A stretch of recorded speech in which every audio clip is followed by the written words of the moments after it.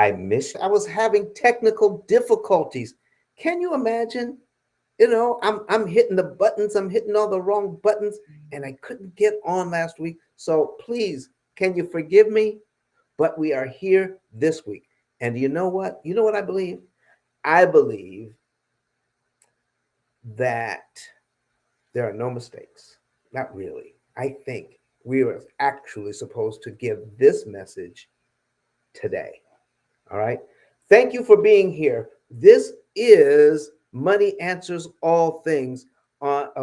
Listen, I enjoy being with Living Manna and Power of the Lamb Ministries. We have had a very, very good time, and we're going to get into something that some people may push back against because they think it has a negative connotation. But I'm telling you, it is the key.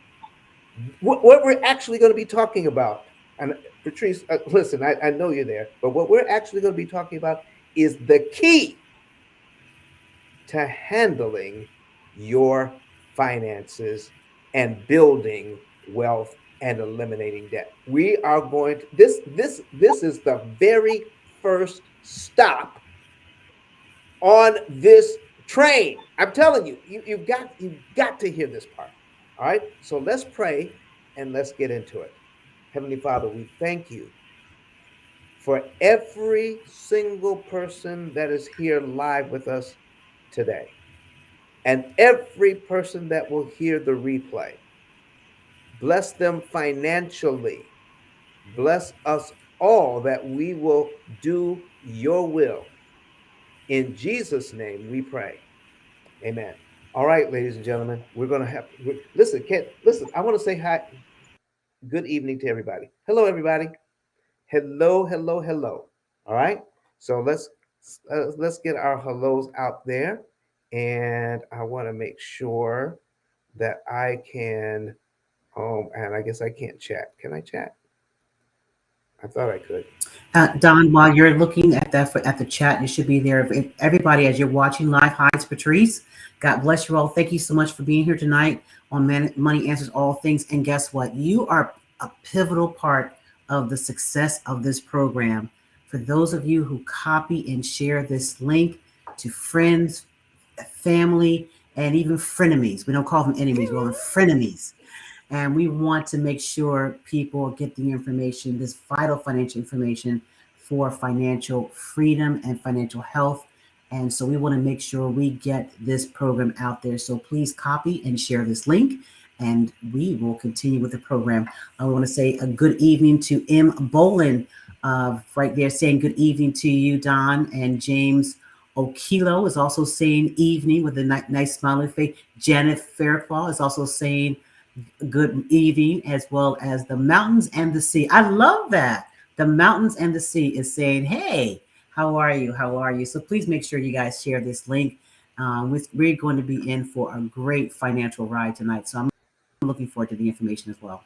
Oh man, I can't wait. I can't wait to get into this thing. So, ladies and gentlemen, here, Sharon M. Jones says, good evening. Hello, Sharon.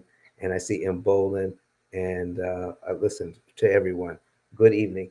Let's get into it. Do I see Elder Wayne Hewlett in here this morning? This evening? Oh my goodness. Elder Wayne Hewlett is here. All right, Pastor Hewlett, it is good to see you in here. I hope you brought some of your members. Good evening, everybody. Listen, I'm going to be able to chat with you as well. I'm so glad that you're here. Here's what you need to know. This is the foundation of all good financial decisions, is to know how much money you're making and how much money you're spending. Now, that may not seem earth shattering to you, but I've been doing what I've been doing for 18 years here at the P.I.L.L Method, helping people to understand how an amortization schedule actually works, how they can cut their interest cost by 75%, how we can pay off all of our debt I mean, that's the mortgage, the student loans, the credit cards, the car loans, everything in about 7 years instead of 30 years to never. I've been doing this for a very long time. And the one thing that I found out that most people that we talk to don't even know how much money they make. Can you believe that? I want you to think about it right now. Tell me, I want you to write down on a piece of paper right now without looking, how much money do you make? Do you know most of you won't be able to do that? You have to go to your bank statement because we don't even look at our check stubs anymore. We just look to see if our deposits hit the bank. Now you tell me, listen, if that's true for you, you may not want to. Okay, let me say, if you know it's true for somebody, put a number 7 in the chat. If you know that's true for somebody, that they don't even know how much money they make. All right, put a number 7 in the chat if you know that to be true. All right, I'm telling you. And not only that, but if we don't know how much money we make, guess what else we don't know? We don't even know how much money we're spending during the month. We have no idea. What is the average amount that we spend during the month? If you know how much you're spending, listen, if you don't know how much you're spending in a month, how much is your average spend to take care of all of your bills, okay? I need you now to put a number 8 in the chat if you don't know how much you're spending in a month. Put a number 8 in the chat. Go ahead. I'm looking. I'm looking for that. Number 8 while I take a drink of water. Okay? So here is what I'm trying to say, ladies and gentlemen, that I even work with accountants who do a very good job helping other people with their money. And the accountants that I work with don't even know how much money they make or how much money they're spending. Isn't that something? People who work with other people who help them in a significant way handle their finances, they don't even know how much money they make. That is just something about this. And let me tell you can I tell you where I believe that comes from? I'm gonna tell you where I believe it comes from. Okay, I'm gonna put something. I'm gonna put something on the screen. Don't put it up there yet. All right, because I wasn't planning on doing this, but I'm gonna do it now. Hold on for a second. Hold on. I'm typing something in. All right, and I'm bringing this up on my screen. Boom, there it is. We got to make that bigger. How do I make it bigger? Nope, I can't use that one. Not yet. Not yet. Not yet. All right, let's go. Let me see here. I don't want to use that. Let's use this one. I think this one's bigger. I had this one up the other day. Okay, there it is. Okay, we can show this now. I want you to see this, ladies and gentlemen. This is a check register. Do you remember your first checking account? Okay, when you wrote a check to pay a bill or to buy groceries or to buy gas, you wrote a check.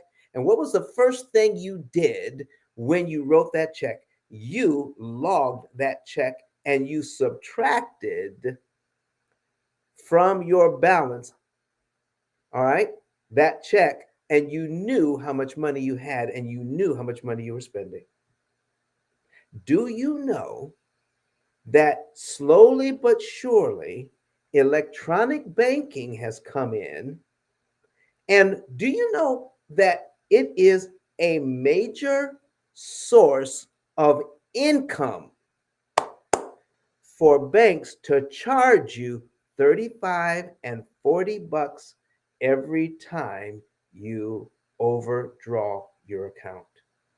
And then one of the major reasons is that we've gotten rid of check registers. All right. If you still use a check register, Put a number one in the chat. Put a number one in the chat if you still use a check register. And I want to see if we get anybody that actually uses a check register anymore. And I'm telling you, listen, email and text messaging have taken the place of the check register, meaning when your balance on your checking account gets too low, you'll get an email or a text or both that it fell below the threshold that you set and you need to put more money in that account. Okay, that's what's taking place. Now, when that happens, we have no idea how much money we're spending. We just know that our account is too low and we're tired of paying those fees. So we use the email, we use the text messaging system from our bank to make sure we don't pay fees. But that system doesn't help us to know how much money we are spending or making during the month. There you go. There you have it. Now, I'm going to be talking about managing your finances to the point where you will know how much money you're making and you will know how much money you're spending. And we're going to view budgeting from the standpoint of tracking your money. We're going to track it. No one, I promise you, no one's going to be here. No one's going to tell you you can't buy something or you can't do something with your own money. But you really do need to track it. If you do nothing but get a notebook, write down how much money you're making from your last deposit, and then start subtracting, well, about how much do we spend for food, about how much do we spend for um, electricity and gasoline and cable and cell phone. I'm telling you something, what you will find out, it's almost like magic. I'm telling you. If you feel right now, I'm looking straight at you in the camera. I'm looking straight at you. If you feel as if you're living paycheck to paycheck, most of you are really in a lot better position than you think. In fact, if you do this one thing for me, just do this. Put down how much you make and write down how much you're actually spending during the month just to pay your bills. To pay the bills now. Okay? Tithe and offering, paying the rest of the bills, putting the just and this week and this month, just put the minimum amount on the debt. I'm going to tell you why we're going to do that. Put the minimum amount on your debt. Okay, there's a reason for that, so you can actually know what your true spending is, and just pay the bills. Now, you may want to add in right under tithe and offering how much you want to spend on your family, just to create some memories and to have some fun. You got to have that in there. When you do that, you will be surprised how much money is actually left over because you're tracking everything you're spending. I mean, every time you go to the store to buy groceries, to buy gasoline, whatever it is that you're buying, you're going to log it and subtract it from what you make. And you will be surprised how much money is going to be left over. Can I tell you a little story? Because one of the questions that we ask here at the P.I.L.L Method is we ask our potential clients, how much money do you have left over after all the bills are paid? I can't tell you how many times I've heard, well, what if you don't have anything left over? All right. Then we ask a few questions. Question number one, when I hear that, do you make enough? Can you pay all of your bills each month from your income? And guess what? I get an answer. I get yes. And then I ask, do you ever have to dip into your savings to pay your bills because you don't have enough money? And I said, no. I never have to do that. Do you have to ever use a credit card to pay your bills when you don't have if you don't have enough, you're not making enough money? No, no, no. The answer is no.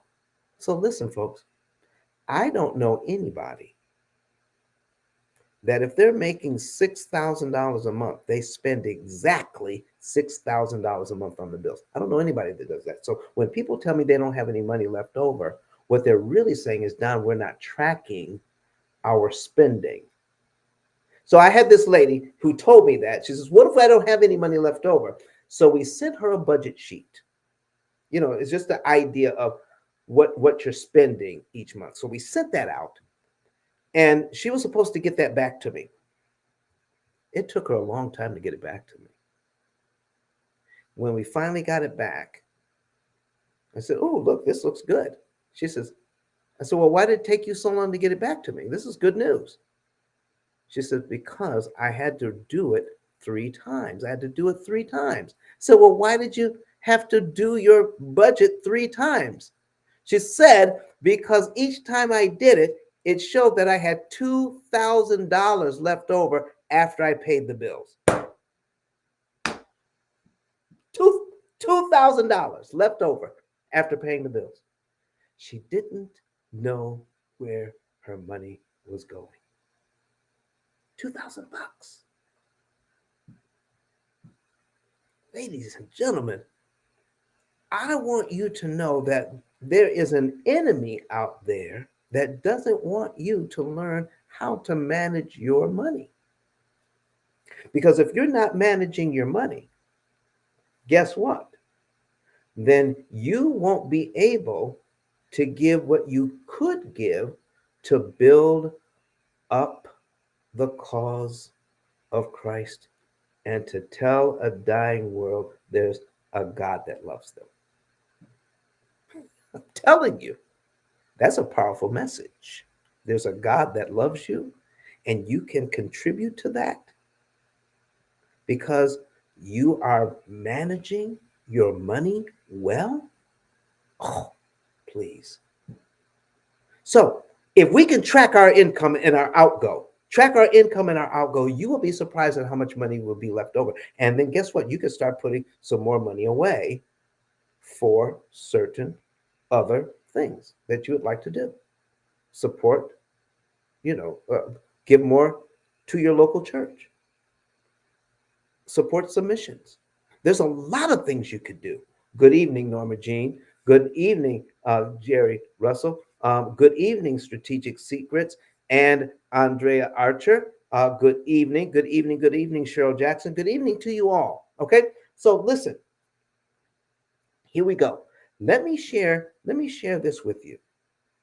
Once you know how much money is in your discretionary fund, how much money is your discretionary spending, that means after you have received your money, tithe and offering, put some money in long-term savings. All right, that usually comes out before you get your money, before you that money hits the bank, though. But these are the things that you're paying for out of your paycheck: tithe and offering, long-term savings. You pay at least, now you have to pay yourself some money so that you and your family can have some fun. All right. So here at the Pill Method, we don't believe that you should, if you have debt, live your life like this. Don't go anywhere. Don't do anything. Drive a 30-year-old car. Eat beans and rice 7 days a week. Cut up your credit cards, and sell pizzas at night to make some extra money so you can pay off your debt. We don't believe that. We believe you can live well. You can live well if you just track your spending and figure out how much money is left over after the bills are paid. And then we can show you how to optimize the use of that money to kill interest on your loans so that you can get out of debt in about 7 years as opposed to 30 years to never, because we're going to show you how. Okay. I promised this week I would show you the opportunity cost calculator. our um, our cloud-based AI computing system that does all of this for us. But there's some things that you need to understand first. Okay. Now, if you have some questions for me, start putting them in the chat. Okay. Start putting them in the chat now if you have some questions for me. All right. And then we'll be able. Patrice is going to help me to field those questions. So here's what we need to. Here's where we're going to start. If you know how much money you have left over, and if you watch some of our other videos, you also know how little money it takes to eliminate a lot of interest. How little money it takes to eliminate a lot of interest. We're also going to talk about how to optimize your spending, how to optimize debt elimination, how to optimize your finances. What do I mean by optimize? You want every single dollar that comes through your hands and through your bank account to do its absolute most it can do, to buy the most. You want your dollar working as hard as it possibly can to do what it needs to do. So here's what I mean. Here's what I mean when it comes to my dollar working as hard as it can. When I go to Kroger, did anybody ever get the 10 for 10 at Kroger? Man, I'm telling you, my dollar is working hard when I get that 10 for 10. How many like when they go to Publix and they can get, um, their whatever item they're getting when it's 2 for 1? Now your dollar is working harder. How many use Gas Buddy to figure out, because I use Gas Buddy, to figure out what on my way home, my favorite gas stations, which one is selling gas for the least amount of money? I use Gas Buddy to help me out there. I want my dollar working hard for me. I want to be able to do more with every single dollar. That's what optimization will do for you. So it's not just enough to count your money. You want to get the very best deal you can. Does that make sense? Okay. So somebody says, I need you to please help me budget. I okay, listen. I we can help you. All right. Let's put this on the screen right now. Um, the ice10k.com. I'm sorry, put it in the chat. We're going to put that in the chat. Ice10k.com. That is my um, my digital business card. Okay, my digital business card. So um, so whoever that is that Saucy Cooper? Okay. So listen, ice10k.com. That's our digital business card. You'll be able to find our number, call the office, and I'll even give you the number. Okay. I'll give you the number. It is 256 886 1867. 256 886 1867. Call that number, tell the receptionist you would like our help with something, okay? And we'll see what we can do. There it is, 256 886 1867. And we'll be glad to help as much as we possibly can. And Tyra Payne says, is this live? Yes, it's live right now. All right. So when you put your question in, Tyra, all right, this is live. Put your question in. We'll get to it. Okay. Excellent. Now, Norma Jean, what is so? I see some questions coming in. You are so welcome. You are so welcome. I see some questions coming in. What do we have so far? Um, with tithes at 10% with debt, do you believe should be? Um, okay, I think you're asking with tithe and the debt. What about the offering? Can I share something with you, Norma Jean? And I mean this with all of my heart. We live in the universe that God has created. And in that universe, there are natural laws that cannot be broken. Now, I think the way that we approach these things may be a little lighthearted, but it is still true. As sure as I'm sitting here, how many have sung that song, You Can't Beat God Giving, no matter how hard you try? Now, it's a nice song, but it is definitely true. In this universe that God has put together, I really do believe that it is important to learn how to give and to receive. It is a cycle that cannot be broken. Giving and receiving. You know how it's said that it's better to give than to receive? Listen, folks, you can't give unless you're open to receiving. All right. How many have read the book Counsels on Stewardship? I'm telling you, do you know that if you look at that book, and I really like that book, I have mine all marked up. When you look at that book and you start getting into that book, you'll find out that tithing is mentioned in the third section of that book. Tithing is mentioned in the third section, not the first, not the second, but the third section. What are the first two sections talking about, and where are they leading us? How to partner with Jesus so you'll have something to tithe. Oh, have mercy. When I discovered that, my head practically exploded. You mean to tell me that God is putting together a system where He gives to me first so that I can participate in His system of giving so He can give it back to me again and give more?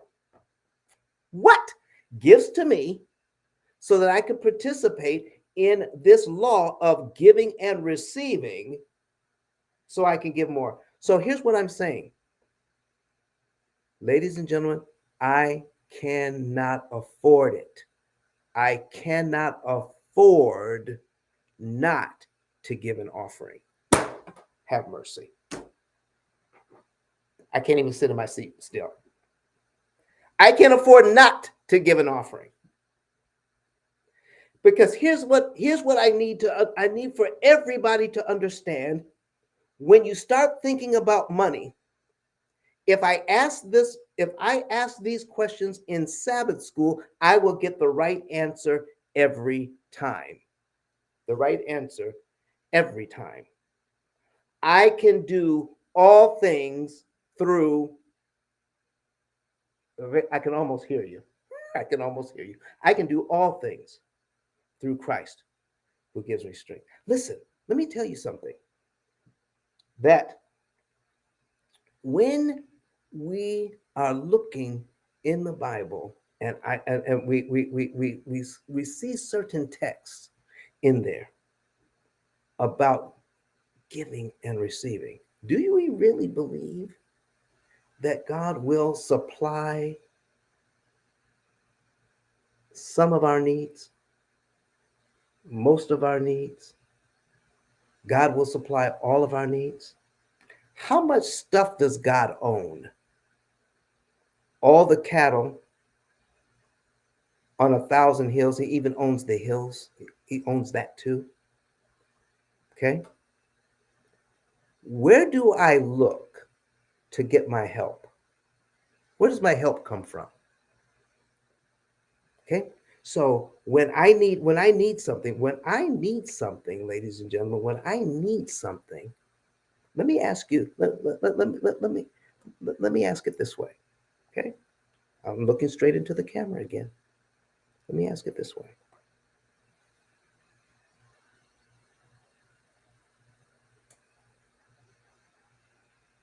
How much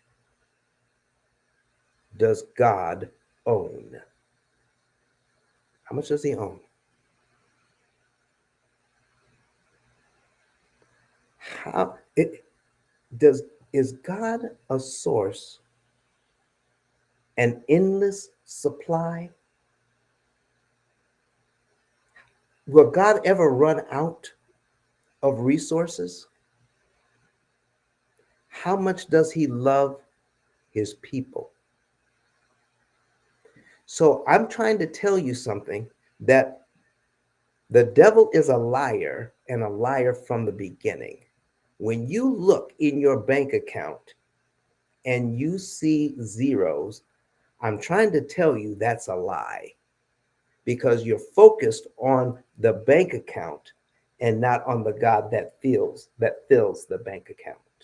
When you look into your wallet and you see nothing in the wallet, you're focused on the empty space in the wallet and not the God that puts money in that space. When you understand the universe that you live in, I guarantee you, when you understand it, you're living in a world that is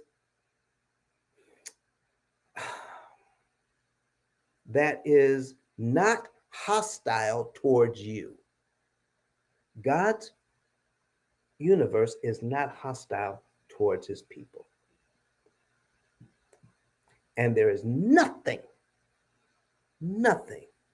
no good thing will he withhold from you.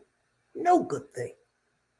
Listen, you can start pulling out those texts out of the Bible, one after another, one after another, one after another.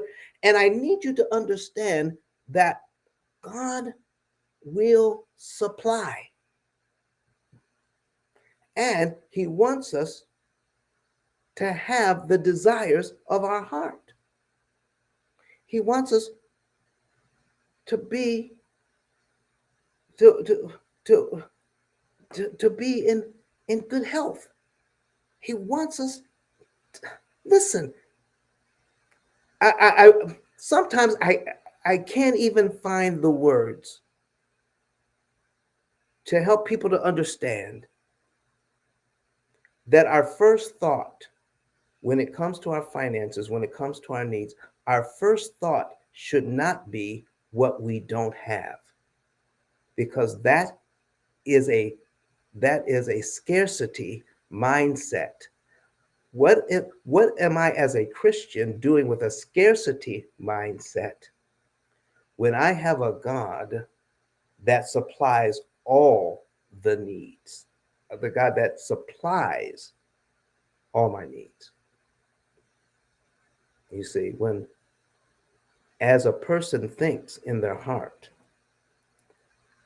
so is he. And here's the thing, why this is why we should be careful about the words that we speak, because life and death is in the tongue. If I think broke, do you know I am broke? Okay. If I think broke, I am broke. Listen, I refuse to think that way. If I need something, if I need something, I'm going to give it to God, and I'm not going to worry about it.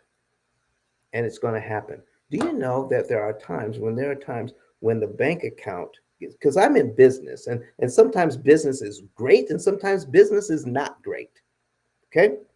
Not like I would like it. And sometimes the bank account starts to go like this. All right. Okay. But when the bank account starts to go like this, do you know?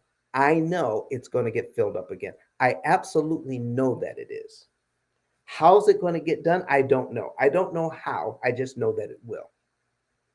I know this is a long answer to this question, but I think it's important for us to know, if we're going to be talking about what we're going to be talking about here in the next few minutes, we've got to know where our help comes from. We got to know where the resources come from. We've got to know that we serve a God that supplies our needs if we follow his program. And do you know the rain falls on the just and the unjust? There are people who are unjust who are following some of the principles God has put in place. And just because they're unjust does not mean that God will suspend that law. Mercy. If we practice what God has told us, you will benefit from it. How do I know? Well, look at, there are definitely people who are wealthy that don't serve God. I'm not going to tell you, I'm not going to try to ascertain who they are or how to identify them. I'm not trying to do that right now. I just need you to know there are people who are wealthy, who are who tithe, who don't go to church, but they know the power of giving, and they get the benefits of it. So if people who don't even serve God know the benefit of giving, because they experience giving and receiving, and they tell others they should do the same, even if they're not, these people aren't even serving God, but they know the benefit of giving and receiving. So all I'm saying here, ladies and gentlemen, is we don't have to worry about giving a tithe and offering, because I'm getting ready to ask this one question, and then I'm going to leave it alone. How much would you give if you knew your supply was endless? Think about it. Okay? There we go. All right. So let's get back, let's get back into this thing. Let's get back into this thing. So we've been here 36 minutes, 37 minutes. Okay. And we talked about, let me talk to you about what we need to do to optimize our finances, because there are so many choices to make. With so many choices to make, we have to be able to make the right choices at the right time. Let me give you an idea. So I'm going to put something on the my screen right now. Now, some of you are mathematicians, and you may know about factorial math. Factorial math. And so when with factorial math, I can figure out how many choices or how many permutations I have if I have a certain set of things. So if I have five choices to make, all right, I've got five choices. I've got five, I've got five things here, and I want to be able to align these five things in the right order so that they will benefit me the most. Let's put this on the screen. If so, here's how you figure 5 factorial. Go to Google and put a 5 and an exclamation point in there, and then click and then click enter. You'll get 120. 120. If you have if you have 5 variables, there are 120 different ways to arrange these variables, and one of them is optimum. One of the arrangements out of 120 is optimum. Do you want to try to figure out which one out of 120 is going to be the best way to do something? So what we do is that we come up with a rule of thumb or a heuristic to try to figure out how we can make some decisions without doing a lot of research into it. Okay? So how do we figure 5 factorial? It's so you go 5 times 4 times 3 times 2 times 1. I'll do that again. 5 times 4 times 3 times 2 times 1 will give you 120.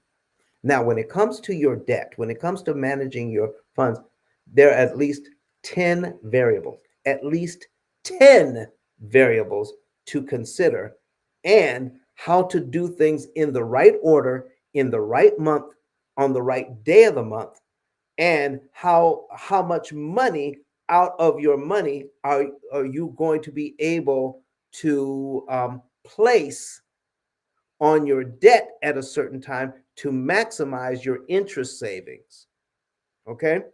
There are a lot of choices to make. A lot of choices to make. And if you have at with all of your debt, there's at least 10 variables to consider. 10 factorial, okay? 10 factorial will give you this. All right, 10 factorial. There we go. There it is. 3,628,800. Let me try to put this in perspective for you. If you have a bookshelf with 10 books on it,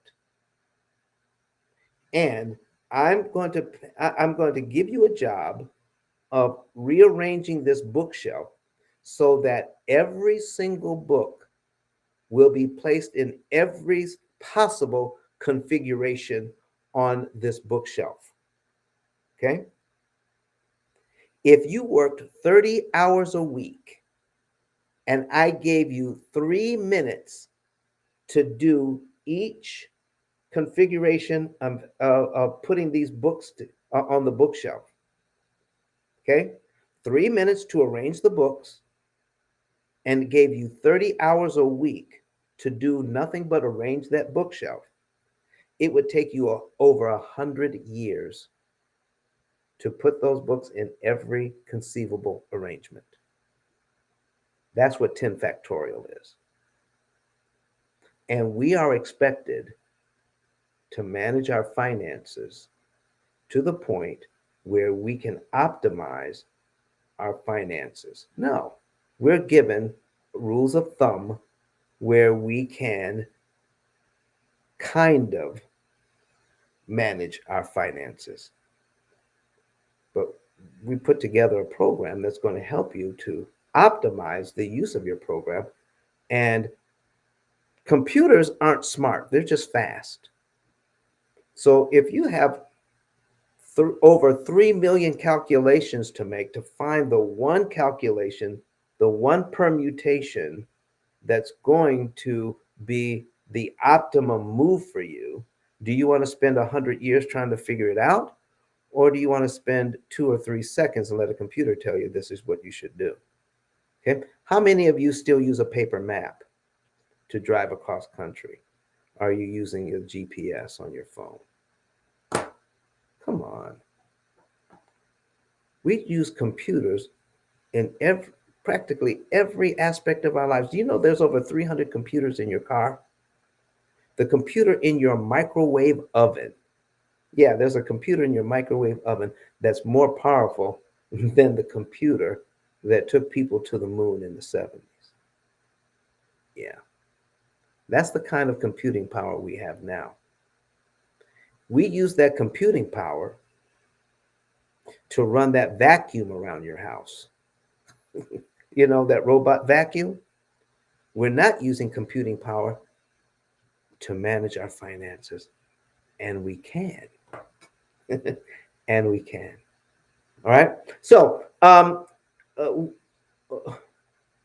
Patrice, do we have some things coming up with Living Manna, with Power of the Lamb?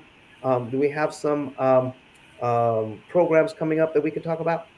Yes, and we'll give everyone a little break right now and give Don a break. So first of all, those of you who have on here right now, you received a notification that we were coming up today, and that means that you are part of the Living Manna Online Church text family. If you are saying, well, wait a minute, I didn't get a notification, guess what that means? You're not part of the family. So this is your opportunity to join us.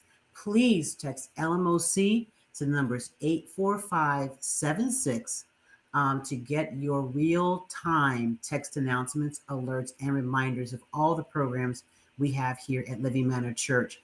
And I promise you, you get them earlier in the day, and you'll get them a few minutes before, reminding you what programs are coming up, such as programs like this tonight, Money Answers All Things.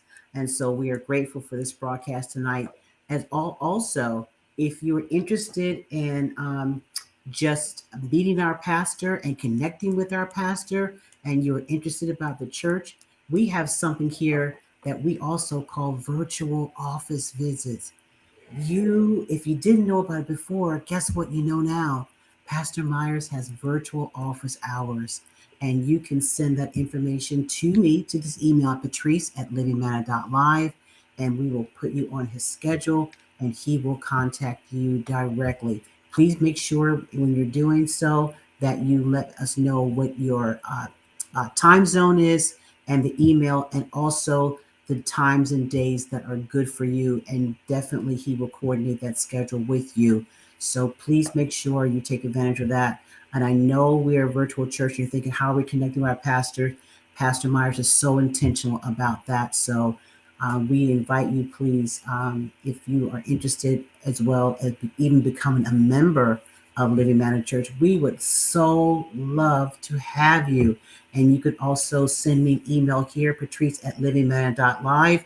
And so we can just welcome you to the family. If you are a baptized member of another church and you'd like to become a member here, you can say, I want to transfer. If you don't know anything about the church, you want Bible studies to learn more about Living Manor Church, please, you can also send the information and we will connect you with the Bible worker.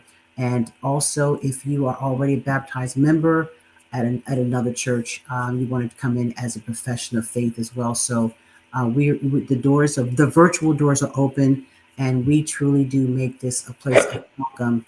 And so, we invite you to please to be part of our family.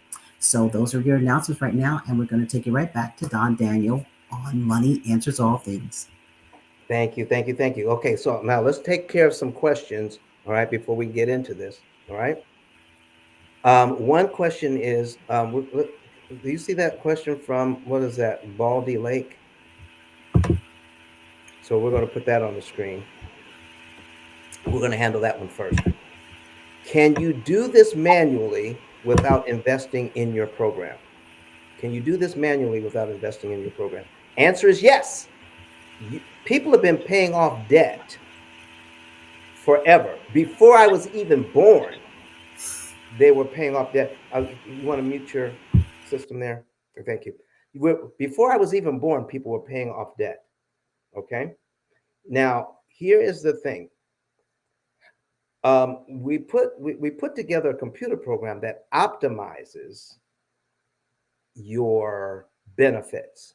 Okay. So you can save interest all on your own. You can pay off your debt all on your own. But there's so many choices to make. You can't optimize your finances without moving the right amount of money in the right month on the right day of the month. And that takes a lot of, of calculations. And let me give you one example. If you have a certain amount of money and you're trying to figure out how much money to move to to beat the the um, the daily interest that the bank is charging you, so that you can save the most interest per dollar, you have to move the right amount on the right day. So how much money do you have to work with? So out of the money that you have to work with, if you put it into a computer, do you know that a computer is not smart, it's just fast? And this is how a computer would have to do it. They would take your money and then break it down to every single penny that you have. They'll move one penny on every day and figure out how much interest you could save on every day, and then two pennies, then three pennies, then four pennies, then five pennies. And it will come up with the exact amount of money that you need to put on a particular debt in a certain month on the right day to maximize your interest savings. Now, do you need a computer to get out of debt? No, you can get out of debt all on your own. But here's the question: how much interest will it cost you to do that? And the answer is, and I've been asking this question for 18 years, and from people who run the gamut on whatever financial background they come from, and I get the same answer: I don't know. So people have told me, Don, I've gotten out of debt all on my own. And I'll ask them, how much interest did it cost you to get out of debt your way? And how much interest did you save? Again, the answer is, I don't know. And when it comes to our finances, you can know if you want to know.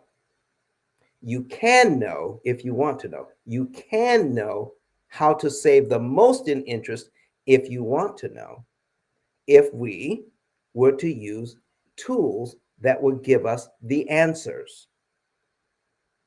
But there's so many calculations, I mean millions of calculations that need to be done to do this.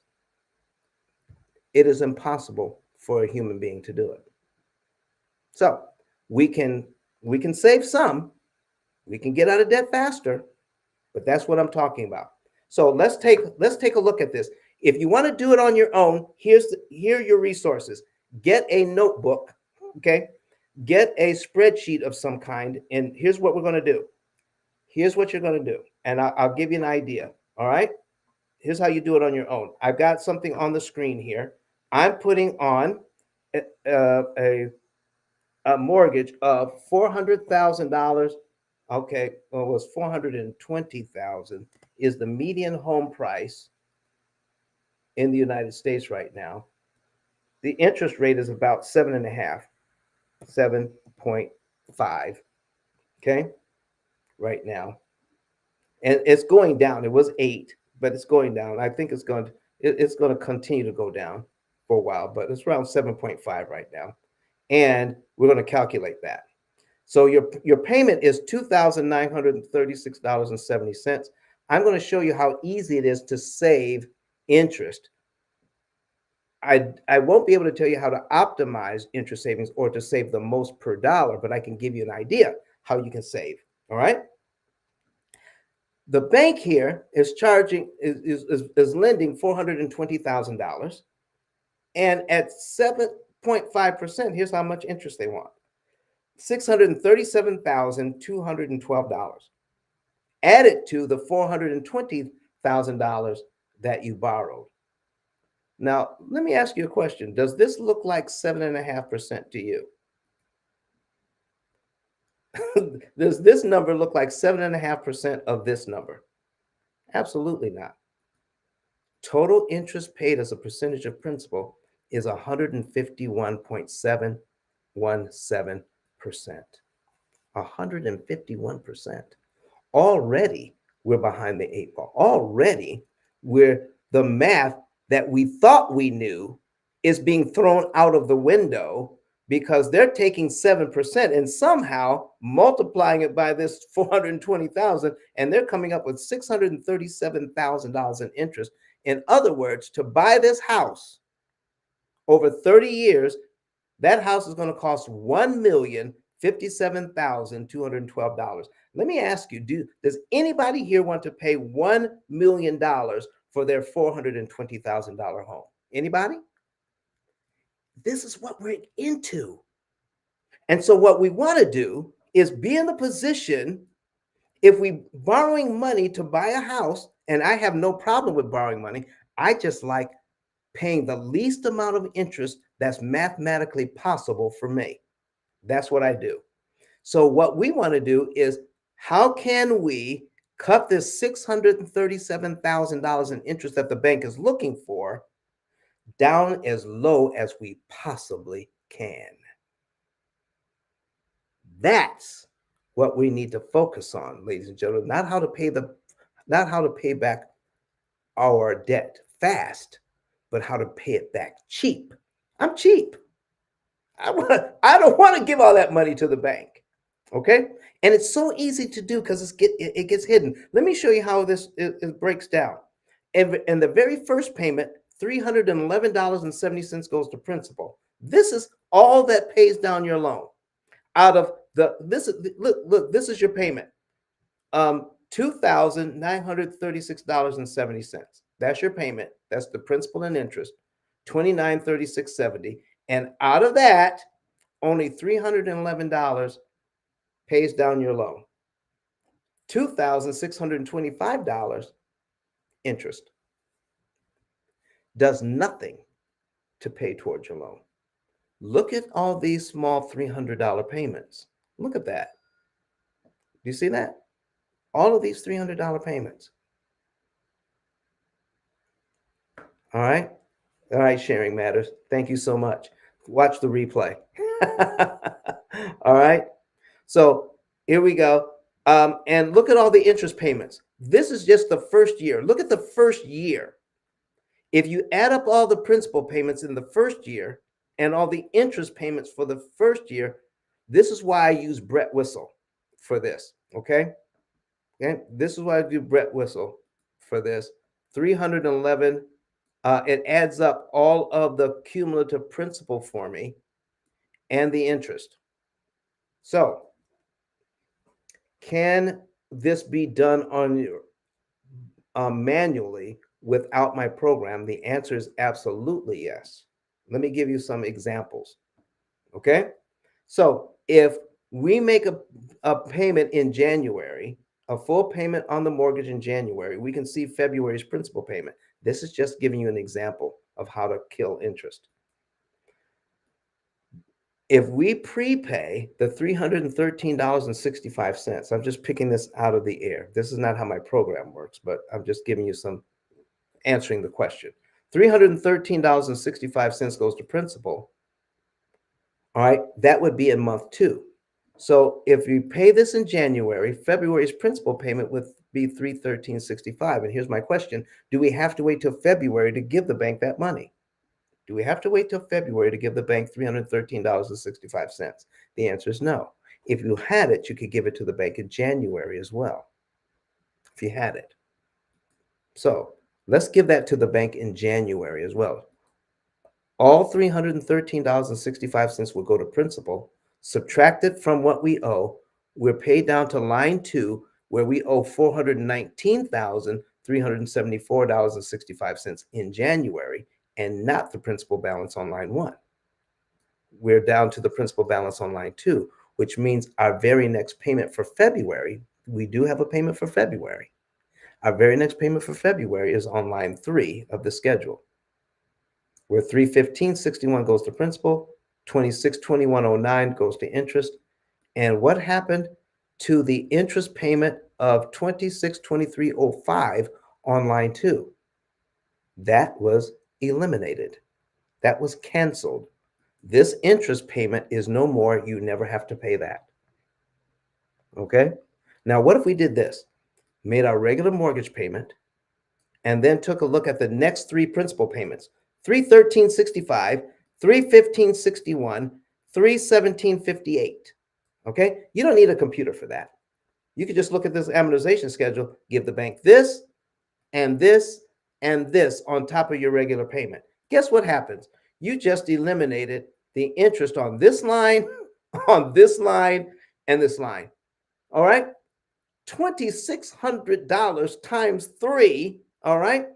And your next mortgage payment for February is now on line 5.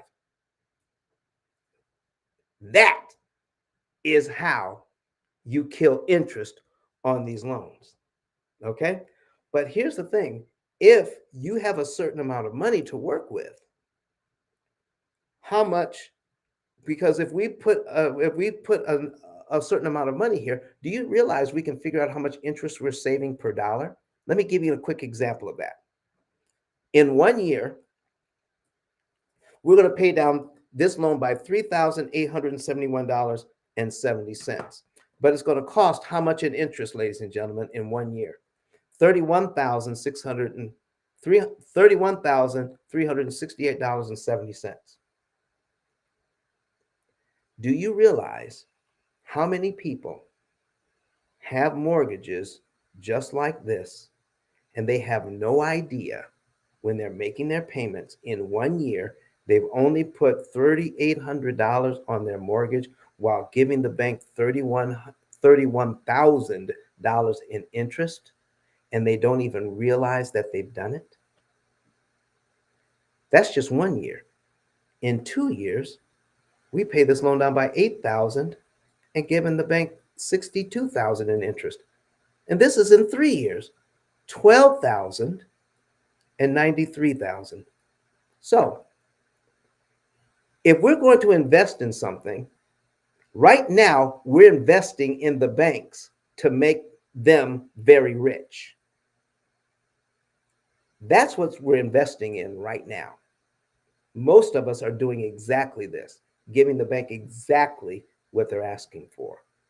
When we could cut the interest cost by 75% and know exactly how much money we're saving in interest and not guess. So, what if we knew that we could save a certain amount of money in interest per dollar? I'll give you a quick calculation on that. So, I'm going to put my calculator on the screen. Okay, we're going to move that over to here, and I'm just going to do one quick calculation. If I prepay 3871.70, I knock out 1 year on this mortgage and I save a whole ton of interest. Okay, so we're going to take out 31,000, our interest savings here, 31,600. I'm sorry, 31,000. Let me back that up. All right, we got to delete that. $31,368.70 divided by, if we were to prepay the $3,800 here, 3871.70, so we could divide that by 3870 3871.70, okay, equals $8.10. So I know now that if I prepay this, I can save $8.10 for every dollar I put on the debt. There's a point at which, if I keep putting more money on, I will start saving less than $8.10 per dollar. Let's do line 24 and see what happens. So if I prepay this, I knock off 2 years. I knock off 1 year. At the beginning of this loan, if I give the bank an extra $8,000 or prepay $8,000, look at all this interest I save and I knock off 2 years. Let's see what happens. Now remember, on that first calculation, I'm saving $8.10 for every dollar. Can I explain that a different way? For every dollar I put on extra at this point, for every dollar, I make it impossible for the bank to charge me $8.10 in interest. Oh, how about that? Okay. I don't need a computer for that. I can do that on a dime store calculator. Okay. But watch this. So we can, we're going to do line 24. Line 24, I've got $62,436.83 divided by $8,000. Now, some of us are fortunate enough to have this kind of money in the bank. By prepaying this, we can knock off 24 months and kill a lot of interest. Woo! So we're going to divide this by $8,043, $8,043.97 equals $7.76. The first one, I was saving $8.10. Here, I'm saving $7.76 per dollar. So the more we put on at the wrong time, we're not going to maximize each dollar to save the most in interest that we possibly can. And every dime you don't save, the bank will get from you. So, how much money is too much money to lose? By not optimizing your ability to save as much interest as you possibly can, so that the more interest you save, the faster you get out of debt. And you don't put the wrong amount of money on the wrong debt at the wrong time. That's what we're talking about right now. Okay? Now, if you want to do this on your own, here's what you would do. Get some kind of way to track your spending. Okay? Track your spending, whether it's on a spreadsheet or a notebook or whatever it is you got to do. How much money am I making and how much money am I spending? When you know how much money is left over, put that money in your bank account, in your savings account. Let's build. You'll be surprised at how quickly you can build that money up over 2 to 5 months. And then when that hits a certain amount in your bank account where you feel good about it, take a lump sum out of the bank account and apply it to the principal on one of your loans. Now, the average family has 13 different loans. Now, remember what I told you that if we have at least 10 variables, there's over 3 million different ways to look at and come to a decision on how much money, which loan, which month, which day of the month, and how much money am I going to use out of my bank account to put on that debt to maximize my interest savings to get the most I can per dollar. That's a lot of math. But if you just want to guess at it, take any old amount out and put it on the debt. You will save a lot of interest and a lot of time manually. So the answer to the question is it works. Will this work for credit cards or personal loans? Anything that carries interest, you better believe it.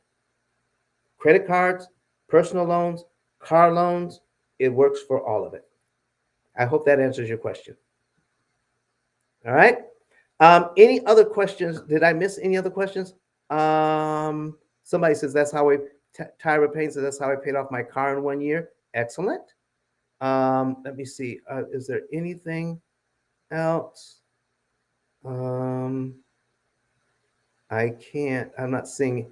Did I miss any questions, Patrice? I think that's it. So if I missed a question, if I missed your question, please retype it. Patrice will make sure that I see it. Okay. Here's one. I would like to know if any of your future shows will include information about life insurance. Here we go. You know, this series is only 8. This series is only 8 presentations. And Um, um, tonight um, is number 7. Don't start, Patrice. don't, um, don't start, Patrice. This is um, number 7, and the next one will be number 8, and I'll be all done. Patrice, what did you want to say? I want to thank Ms. Lovely Kathy for bringing that question up. And Don will sure answer it in a future program. We can't say when that will be, but we will definitely let you know. Thank you, Don. Thank you, Ms. Lovely. Okay, Miss Love, I think that's called being voluntold.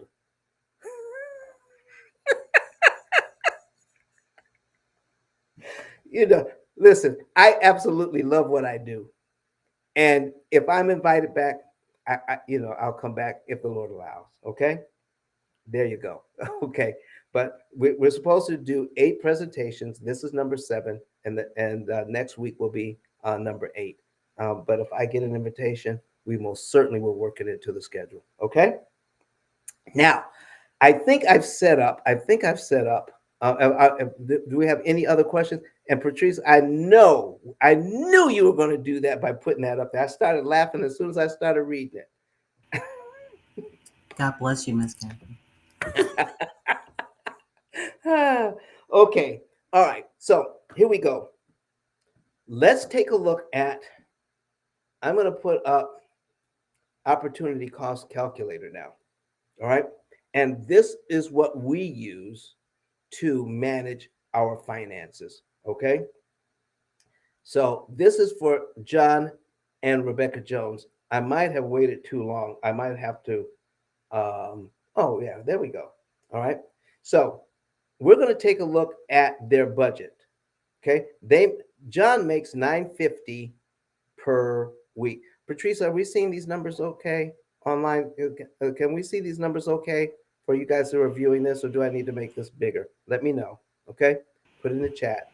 950 per biweekly. Rebecca gets paid $700 weekly, and they average of over 12 months. They average income is $5,091.66. Their monthly bills come to a total of an average of $3,759.51. I say average because the electric bill isn't the same thing every month, and the amount of money you spend on gasoline, on food. There are some expenses that you have that are variable. These are average expenses for them. So the average amount that's left over is $1,332.15. Okay? That's what they're working with. Here is the debt that they have. Now, I've chosen a situation here where it's not a lot of debt, but the average family has 13 different debts. But here's what John and Rebecca Jones have. In their checking account, they have 500 bucks. In their savings account, they have $5,138.89. They have a car loan of $25,000 at 4%, and their minimum payment is $460 right here. All right. And okay, I guess everybody can see. Nobody's saying they can't see. The Visa has $2,000 on it, and it's at 21%. Their minimum payment is 50 bucks a month, and their mortgage is $200,000 at 6%. That's what we're working with. That's a total of 200. That's a total of $227,000. It's right here. Now, if we look in the upper right hand corner, by putting it in here, we already know that John and Rebecca Jones are going to save at least $179,752 in interest. They will save more, but we know that this is worst case scenario. $179,752 in interest that the bank wants, the bank is not going to get. Because of that, John and Rebecca Jones will be able to live well, do everything that they wanted to do, and still get out of debt in 7.7 years because they're saving $179,052 in interest by optimizing their interest savings, knowing exactly what to do and when. Now, let's go into the action plan. Now, remember, this is all based on tracking your income, which you can do, tracking your expenses, which you can do on your own, putting the monies that you're not spending, put it in the bank, which you can do, build it up to a certain amount, and then take monies out of the savings account and attack the debt. When you do it that way, it doesn't feel like a sacrifice because tithe and offering is done. You're going to put money away for long-term savings. You're going to pay your bills. You're going to at least pay the minimum payment on the debt. You're going to have fun with your family. That's going to be part of your budget. And you're going to pay the rest of the bills: food, um, electricity, cable, cell phones. All the rest of the bills get paid. And then, because you've taken care of everything, you're going to take the money that's left over. Instead of continuing to spend, you're going to take the money that's left over and put it in the savings account. And you attack the debt from the savings account, not stealing money from your family's ability to have a little fun in life. Does that make sense, everybody? Let's not take it out of the regular budget. Let's take it out of the discretionary that's left over that we're sitting in the bank so that we can attack the debt. All right? That's how it's done. And you can definitely do that on your own. Okay? So now, here's how we're doing it with the system that is especially built to beat the banks at their own game, and you choose the timing to pay the bank back their money in a way that makes it impossible for them to charge you interest. Did you just hear what I said? When you choose the timing, you make it impossible for them to charge you interest. And then you can get out of debt cheaper and faster. Here's what happened. So John gets paid $950 here. And he tells the program, I just got paid $950. And he clicks execute. And he tells the program, yeah, you know what? I did that. And that's done. Okay? And then that disappears from his screens because he's paid. He's told the program, I've received my paycheck in my bank account. Now they pay their mortgage of $1,199.10. They'll execute that. That will disappear, and that gets subtracted from their virtual bank account in the program so that the program knows how much money they have at their actual bank because they're going to subtract that. Now, if you go back to the bank accounts, you will see in the history that John and Rebecca Jones started out with $500. They deposited $950 in their virtual bank account because they told the program that's what they did. And this $1,450 matches exactly what they have at their bank. Okay?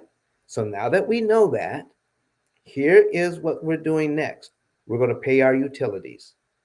Rebecca is going to get a paycheck, and we're going to click on all of those. But then, do you see these little arrows here? This is the program telling you take money from your checking account and put it in your savings account, $100.90. This $100.90 is money they don't need for anything else. We're going to put that in savings and save it up. We're going to pay our phone bill. We're going to, Rebecca's going to get another paycheck. We're going to put some more money in savings. John is going to get a paycheck. We're going to pay for our food and dining. We're going to, pay minimum on the Visa, just the minimum on the car loan, and minimum on the mortgage this month. No extra money is going to the debt, even though we put extra money in savings, and we're going to pay the rest of the bills out of this $1,300. But their fund money is in here too. Okay, that's in the unitemized budget. So they're going to pay some other bills, and then their fund money is in here. And they can spend an extra $1,300 a month on top of everything else and still get out of debt in 7.7 years because they're saving $179,000 in interest. Okay? So, well, if we're putting minimums on the debt, now when are we going to take some of that money out and put it on and pay something off? Okay? Well, we can actually change this window up here, and I've got it on next debt transfer. And we're starting this out in October. And the program says, well, by 11/16, we should have $2,569 saved up in our savings account to attack the debt with. So let's see what happens. So we're going to scroll down, keep putting money away, pay all the rest of our bills, and now October is gone. Now we're into November. We're going to pay the mortgage. We're going to get some paychecks. We're going to pay utilities again. We're going to put money in savings again until we see these little blue and green arrows. And now we're going to get different instructions where the program says, take that money out of savings. And this is what's great. Not take it out of your budget. Because here's how most people would do this. They're going to try to predetermine how much they're going to take out of their budget each month to put on the debt. $500, $200, $100, $1,000, whatever it is. You can do that as long as life doesn't get in the way. You can do that as long as life doesn't get in the way because you're doing it out of your budget. But if you do it out of your savings, take care of everything in your budget, even when life gets in the way, then the amount that money at the end of the month that you're used to putting into the bank account, you'll put less in or maybe nothing in. When your account in your bank account gets to a certain point, then you take the money out. Well, what if this month I don't put any money in the savings account? Well, it just takes me a little bit longer to save it up. You see what I mean? You don't feel like a failure when you intended to put $1,000 on the debt and you had to replace the hot water heater this month and 2 flat tires that got ruined and you had to buy new ones. And so now you can't put that $1,000 on that you wanted to because you had these extra expenses. That's why so many people fall off that program.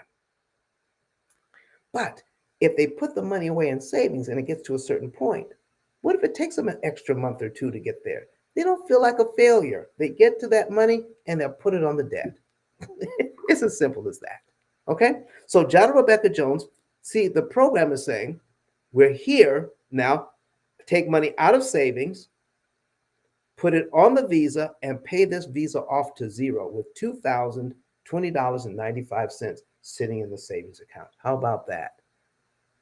Not pay a little bit extra and pay it off over a year. Put that money in savings and kill that thing in 1 or 2 months with money out of savings, and boom, it's blasted. It's done. Okay? Now, let's see what happens when we do that. The program can calculate. Let me make this a little bit bigger. How much interest we're actually saving when we do that. $1,845 in interest. We never have to pay Visa because we paid that off. Okay? So now, what's going to happen with the rest of that money? The program says you take your mortgage is paid on the first. The program says wait, keep putting money away, and wait 15 days after the mortgage is paid and put an additional $548 and a nickel on mortgage principal. No more, no less. It stops at 5 cents. Why? Because this is the optimum amount and the optimum day. Putting any more money on, we lose the ability to save more in interest. Watch this per dollar.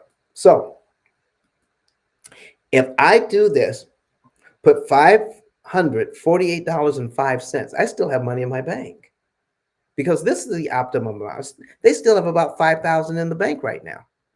We're putting $548 and a nickel on this debt. We're going to save $2,705.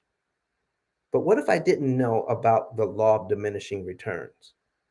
Meaning putting more on at the wrong time so I'll get less of a result.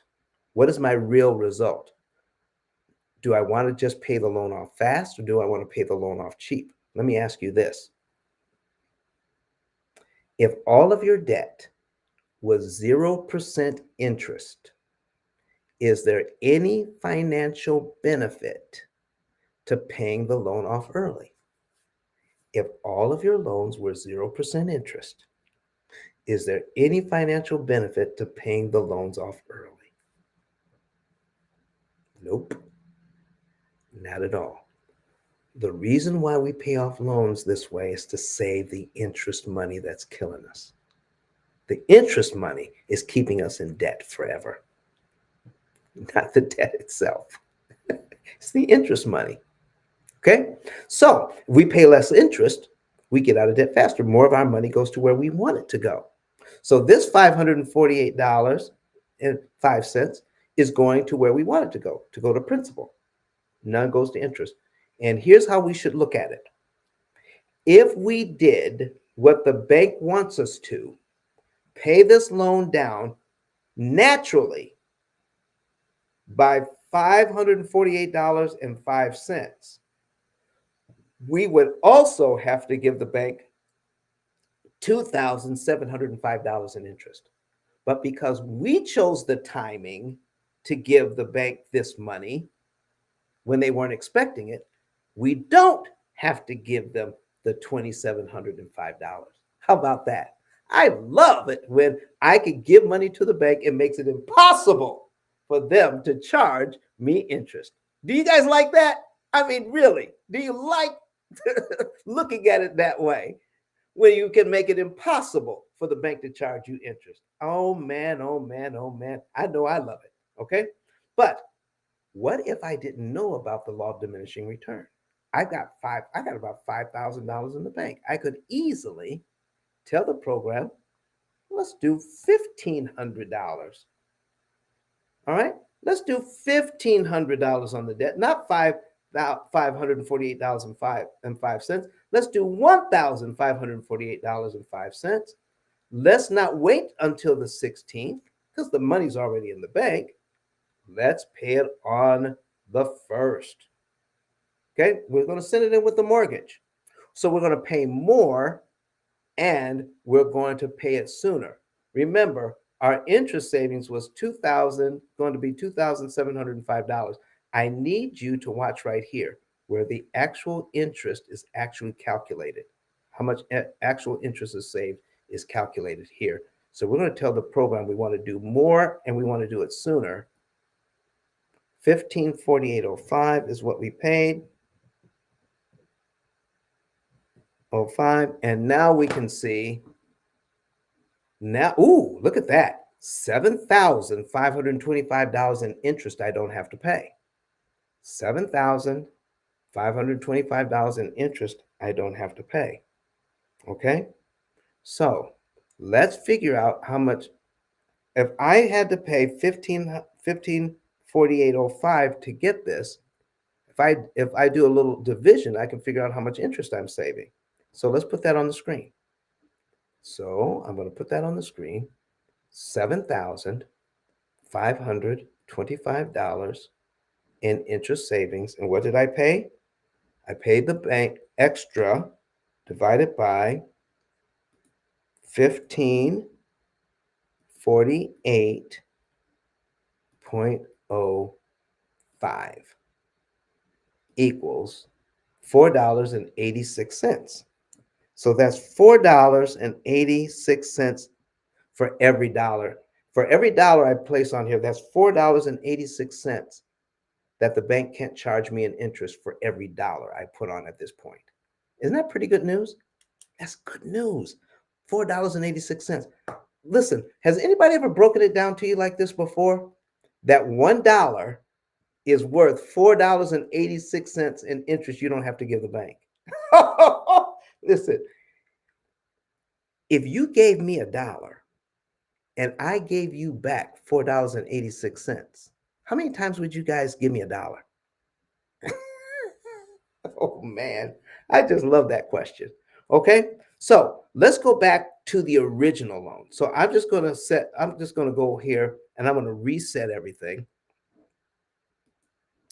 And we're going to go back to the original loan. Now remember, by doing what the program says, okay, we're not saving as much interest, but putting more on, I can save $4.86 for every dollar. Okay, so if I go down here, go back to where it was, and I'm going to take the $548 and save $2,700. So we're going to put that on the screen instead of $4.86. Let's see what we save here. Okay, per dollar.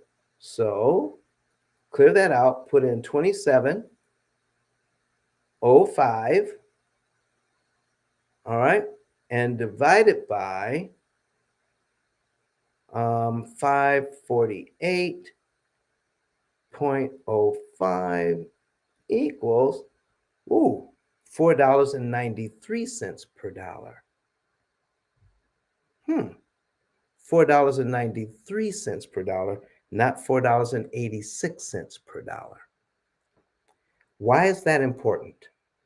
Because there's a point at which, when you're trying to get out of debt, there's a point at which more is too much to pay. You want to put the right amount of money towards debt reduction so that you can put the right amount of money into wealth creation by putting it into your annuities or putting it into your insurance policies or putting it into whatever investments that you're putting it into. You don't want all your eggs in one basket. You want to be able to eliminate interest, and you also want to make interest, but you don't want to put too much money on either side. You want to put the right amount of money over here and the right amount of money over there. It's called critical point analysis. It doesn't make sense for John or Rebecca Jones, with the amount of money that they have, to put any more on the debt right here than $548 and a nickel. Putting any more money on,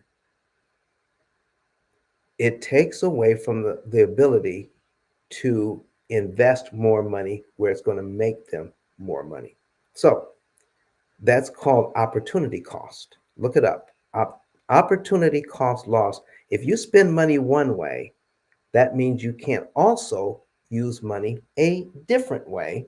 And now you have to do the calculations on whether you're winning or losing by not doing something else.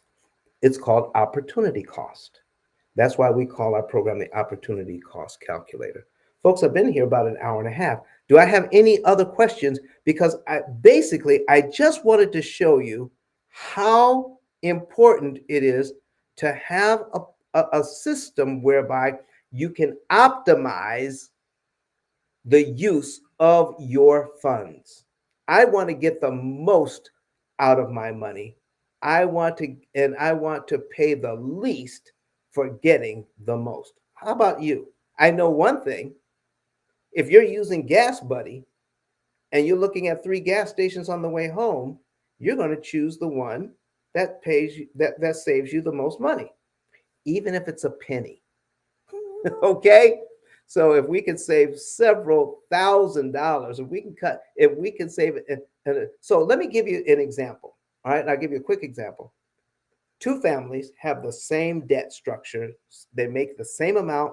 House is exactly the same. Income is exactly the same. Family type is exactly the same. One is using an opportunity cost calculator, a computer that is designed to save them money. The other one is using the debt snowball. The one who's using the debt snowball will get out of debt faster than if they did nothing. But they will pay an average of $50,000 to $70,000 more in interest than the family that uses the computer. Will they both be out of debt faster? Yes, they will. Will one pay more in interest than the other? Yes, they will, because they're not paying attention to interest cost. All they're looking at is the good feelings that come from paying off these smaller debts and then rolling that money into the next debt, rolling that money into the next debt, and they feel good about it. But I ask a question in my book: how much do you want to pay for your good feelings? The debt snowball, neither the avalanche methods track your interest consumption. And we're consuming far too much interest. We want to save that interest and invest it where we want to invest it. Does that make sense, people? Does that make sense, everybody? Do we have any more questions? What programs do we have coming up, Patrice? Power of the Lamb and Living Manna. What programs do we have coming up? Okay, so what we have coming up this weekend is obviously our Sabbath services will be taking place here at Living Manor Church, and we want to make sure that you all know about that, as well as our programs on Monday, Mental Health Mondays with Tante Myers and Dr. Cara White, True Health Tuesdays, Dr. Kanisha Reynolds and Dr. Roger Swelt, as well as Power Wednesdays are taking place on Wednesdays with our our wonderful prayer warriors. I mean, when I tell you they get a prayer through, so please, if you even have a prayer right now, if you want to even send your prayers in, you can do that too at prayer@livingmanna.live. And I'm going to put that up here because I tell you, they really do go hard for our members and non members. And so, even tonight, if you are in need of prayer or you know someone that could use prayer, please, you can email your prayer request to Living Manna at prayer@livingmanna.live, and you will get a response immediately. They actually have people praying all day long. So they don't miss a prayer. So please make sure you take advantage of that power source because it is definitely alive, well, active, and the praise reports that come in are just tremendous. So please take advantage of that as well. All right, ladies and gentlemen. So keep this in mind. You can't optimize what you can't measure. So measuring is very important in everything that you do with your finances. How much are you making? How much are you spending? How much interest can you cancel? How quickly can you pay off your debt by not giving all that extra money to the bank that you don't have to? So keep that in mind. Do I have any questions or any comments about what you've learned tonight, or do you have any other financial questions? Because I'll take a few questions before we say good evening. Because um, I don't have any more to talk about as far as um, what you need to do to make sure that you're managing your finances well. It starts with a good budget. Know how much you're making and know how much you're spending and how much money you can put away to attack the debt with. So very important. Any questions? Any comments about what you've learned tonight? I see from Saucy Cooper, I see love it. This is amazing. Tyra Payne saying thanks. And of course, we saw Gary Harris says, I like saving money. How about that, Gary? We like saving money too. And so we appreciate that. We also don't have any comments in there, but I will say that if you'd like to be able to send Don questions and we can answer them in the next, he can answer in the next program, please be sure to email me at patrice@livingmanner.live. I'm going to put that in the caption so you'll be able to see that. I'm going to put that here right now. And as a reminder, too, if you would like to be up on the programs that we're having here at Living Manor Church, please be sure to be a part of our text family. And so I'll put that on the screen as well. But see you right there. If you want to have any questions for Don based on this program, hey, go back and watch it too. Please email those questions. I will definitely make sure Don gets them and he will answer them live here at our next program. I'm not saying final program, I said next program. Patrice, you are something else. All right, folks. Listen, we're about to wrap it up, but we will be back. We will be back next week.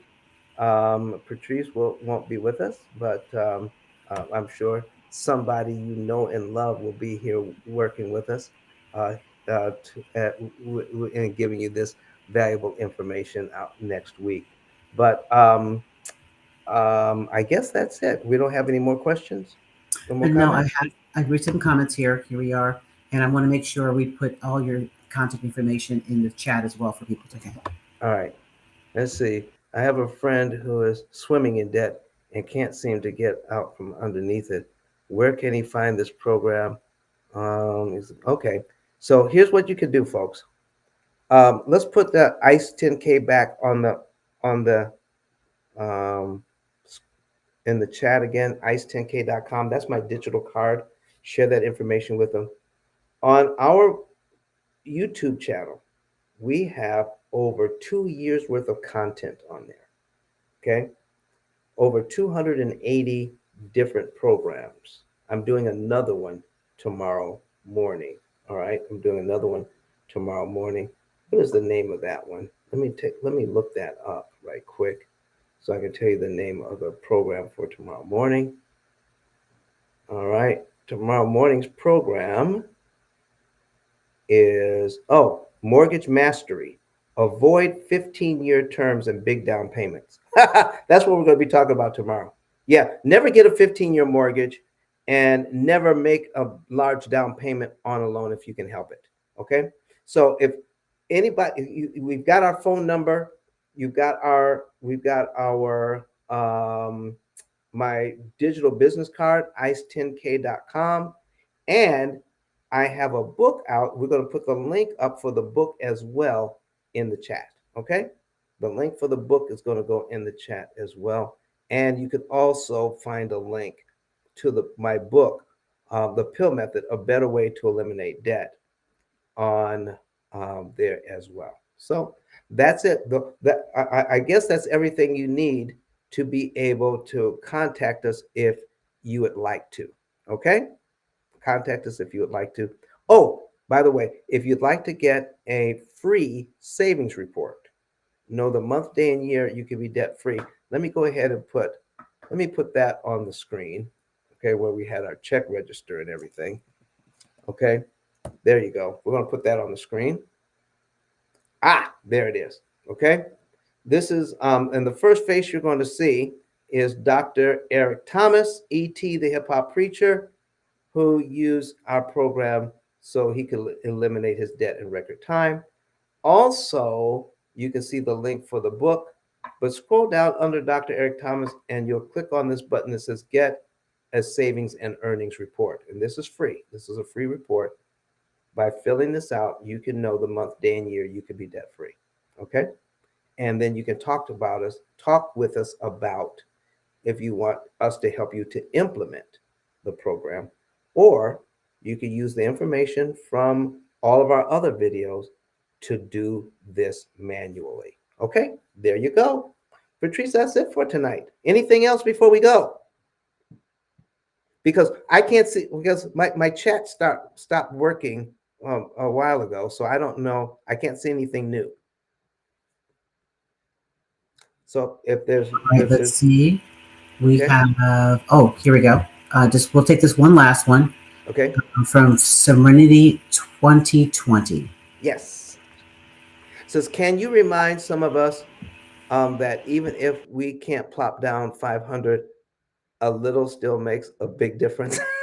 Okay, I call that a power of the penny. Okay, let me, all right, let me show you. Let me bring that up for you. Hold on. Okay, I've got I've got a PowerPoint for that. So it's going to take me just a second to find it, and I'll put it up for you. Okay, just a second. Where's my PowerPoint for that? Power of the penny. Okay.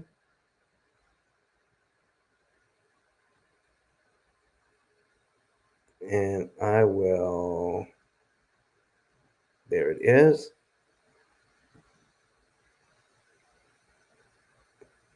And as soon as I get that loaded in here, we can go over that. All right. A little bit goes a long way.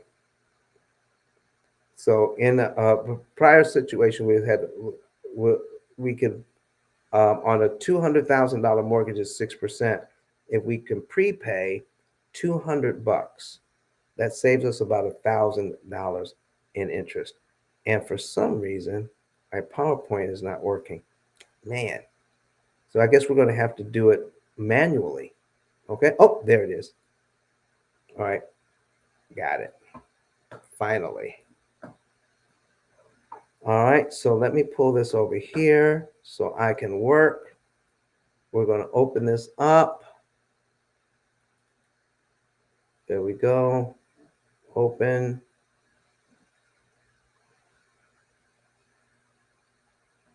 And we're going to scroll down to Power of the Penny so you guys can see this. There it is. All right, so let's put that on the screen. All right, Patrice, can you see that okay? Yes, we can. All right, good. All right, so here's what we're looking at, ladies and gentlemen. This is if you prepay $200 on the mortgage and here's the mortgage. It's a $200,000 mortgage at 6%. The payment is $1199.10. So if you prepay $200 on this mortgage, it saves you about $1,000 in interest. Okay, but I may not have $200, so let's put that back. All right, let me go back. Sorry about that. Here we go.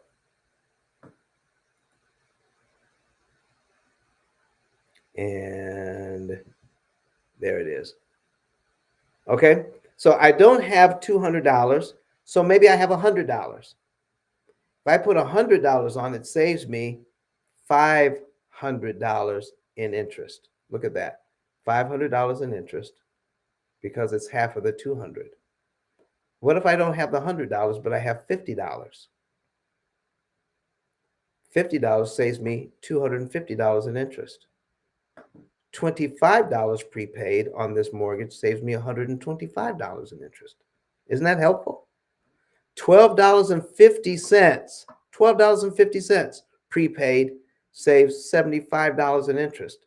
625, 37.50, $3.13 saves $18.75. So if if you gave me $3.13 and I gave you back $18.75, would you like that? Here's the thing: the bank has to do the same thing on this particular mortgage on this particular day. You give them that $3.13. It makes it impossible for the bank to charge you $18.75. So let's not stop there. Let's keep going. We're going to cut that $3 in half, get to $1.56, then 78, then 39, then 20 cents, then 10 cents, then 5 cents, then 2 cents, then even a penny would save you 7 cents in interest. That's why I pick up pennies in the parking lot. I hope this helps. You don't need a lot of money to save interest. You just need to be consistent and manage your income and your expenses, track what you're spending so you can consistently put some money in savings in order to attack the debt. Okay? I think that does it for this evening. Um, Patrice, and That's it. yeah, that's it for tonight. So anyway, listen, folks, thank you so very much for being here. Why don't we just end things with prayer, and then I will see you again next week. Dear Heavenly Father, thank you for everyone who participated. Thank you for everyone who asked a question. I pray, Lord, that they received the answer that they needed. I trust that someone here was blessed by the information that was given. Father, help us all to implement a program where we can be good stewards of the resources you place in all of our hands, is our prayer in Jesus' name. Amen. All right, everybody. Good, everybody. See you next week.